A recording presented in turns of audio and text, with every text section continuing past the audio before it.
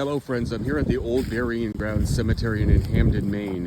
And this is one of the oldest cemeteries, if not the oldest, in the area. Most of the people that are buried here were born in the 18th century, so the 1700s. And this is probably one of the most powerful inscriptions I've ever seen on a headstone. This is the grave of Miss Ruth S. Young. She was a teenager. She died age 14. November 11th of 1809, and it kind of has a warning to other young people that might walk by that we have to enjoy every moment that we're alive, because it really could go away at any second like it did for Ruth here. So it says, "Blooming youth, as you pass by, remember you are born to die. My body lies here in the dust in hopes to rise among the just."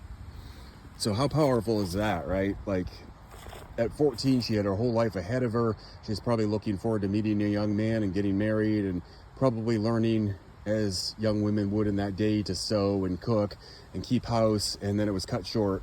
November would have been very cold. That's about the time winter's starting to set in here in Maine.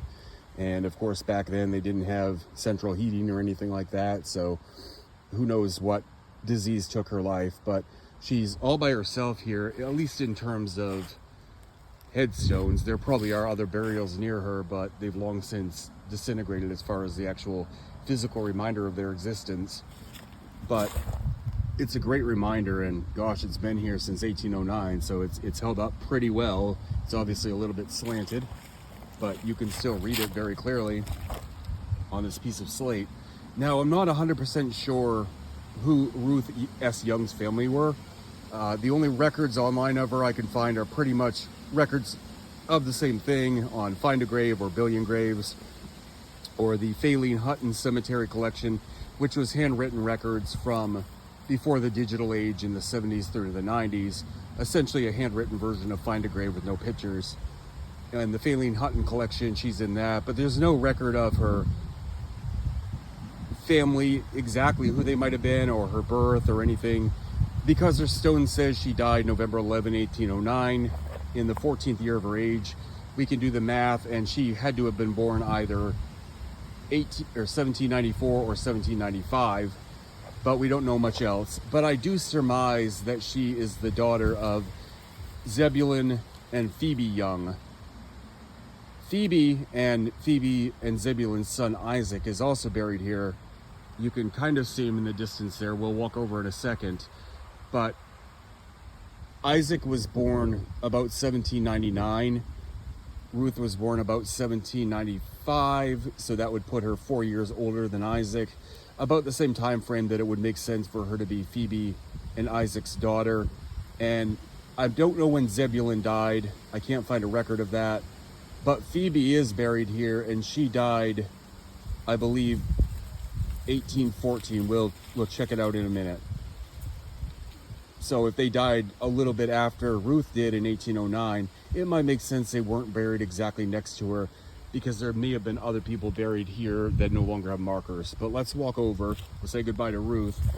And almost directly back and a little bit to the right is Phoebe and Isaac Young.